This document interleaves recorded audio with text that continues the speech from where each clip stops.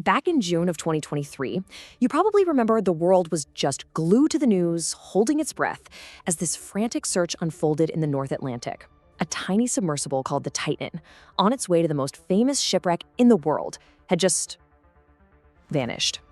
So today, we're going to dive into this story of ambition, incredible risk, and a tragedy that played out in the crushing depths of the ocean. Think about that. 1 hour and 45 minutes. That's how long the Titan was in touch with its mothership during a 2-hour trip down to the Titanic. And then, just silence. And that silence kicked off a global race against time that had all of us watching. So you have to wonder, who were the people on this ultimate expedition? It was a mission for 5 people, each drawn to the deep for their own very different reasons. On board, you had this incredible mix of people. There was Hamish Harding, a British billionaire, and a true adventurer who'd even been to space. Piloting the sub was Stockton Rush, the CEO of OceanGate, the company that made it all happen. You had Paul-Henri Nargeolet, a legendary French explorer. They called him Mr. Titanic for a reason. And then, sharing this once-in-a-lifetime trip were the Pakistani businessman Shehzada Dawood and his son, Solomon. You know, there's just something about the Titanic, right? Ever since it was found way back in 1985, and especially after that blockbuster movie in 97, the wreck went from being this archaeological site to a bucket list destination. For a lot of people, seeing it with their own eyes became the ultimate dream, and that pushed what was once pure science into the world of extreme tourism. But here's the thing. To get there, you have to go to a place that's arguably more hostile than outer space. And the real killer down there? It's not the dark, it's not the cold, it's the pressure. Just this unimaginable, crushing pressure. Okay, get ready for this number. At the Titanic's depth, we're talking nearly 4 kilometers straight down. The water pressure is a staggering 5,800 psi. That's the force we're dealing with. So what on earth does that even mean? Right, so quick explainer. PSI just stands for pounds per square inch. It's literally how much force is getting crammed onto one single square inch of a surface. To really get a feel for this, let's compare. Right now, where you're sitting, you've got about 14.7 PSI on you. That's just the weight of the air, no big deal. But down at the Titanic, 5,800. The best way to picture it, and this is just wild, is to imagine a full-grown elephant balancing its entire weight on something the size of a postage stamp. Now imagine that same force on every single square inch of that submersible.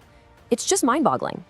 Okay, so keep that elephant in your mind. Let's go back to the timeline of that Sunday, June 18th, 2023.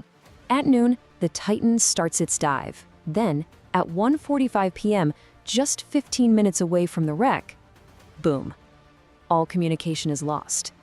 Now, losing a wireless signal in the deep can happen, so at first there wasn't total panic, but the whole round trip was scheduled for 7 hours.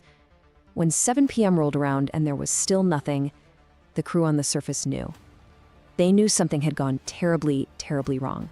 And that's when it all kicked off, one of the most intense international search and rescue missions we've seen in a long time. The US and Canadian Coast Guards, private companies, everyone scrambled to the area. And the question on everyone's mind, the one we were all asking as we watched the news, was just terrifyingly simple. Even if the sub is intact down there, lost somewhere on that huge, dark ocean floor, how could anyone possibly find them in time? Because it all came down to one number, 96 hours. That's it, a 4-day supply of breathable air from the second that hatch was sealed. It was a terrifying countdown. The clock was literally ticking, and with every hour that passed, you could just feel that hope slipping away. But then, a moment of hope. I'm sure you remember this. On Wednesday, 3 days in, news breaks that underwater sonars picked up these rhythmic, banging sounds. Could this be it? Were they alive down there, signaling for help? Instantly, remotely operated vehicles were rushed to the source of that sound. But that glimmer of hope, it didn't last long. By Thursday, June 22nd, with that 96-hour oxygen window basically closed, the search came to a tragic and very definitive end. One of those ROVs scanning the seafloor found it. The thing nobody wanted to see, a debris field. And the location was just heartbreaking.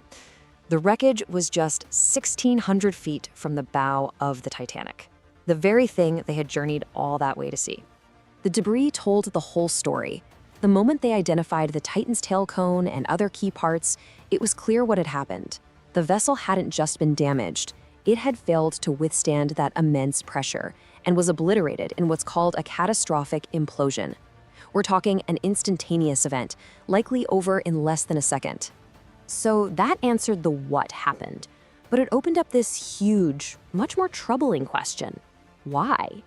And as people started digging, a really disturbing history of safety concerns started to bubble to the surface.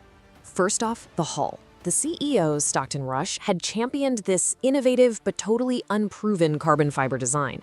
Now, almost every other deep-sea sub uses steel or titanium, materials we know can handle that crushing force over and over. Carbon fiber? Well, a lot of experts thought it was dangerously unpredictable under that kind of stress. And get this, a passenger on a dive back in 2019 actually reported hearing loud cracking sounds. On top of that, an OceanGate executive had raised major alarms way back in 2018 about the hull's integrity. And that warning from the executive?